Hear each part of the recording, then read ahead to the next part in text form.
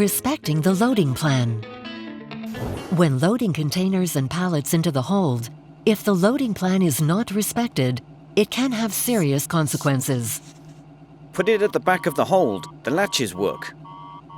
Okay, it'll be in the forward hold anyway, so it does not change much. The load distribution is accurately calculated to allow the aircraft to fly safely. If the load is placed further forward than planned, the aircraft will be nose-heavy and may not be able to take off. The pilot will be able to realize that only once launched at full speed, as happened in 2013 to this ATR-42, which was unable to stop before the end of the runway.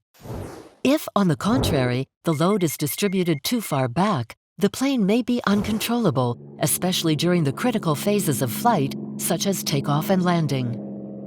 A situation that has led to the tragic accident of the Midwest 5481, causing the deaths of 19 passengers and 2 crew members.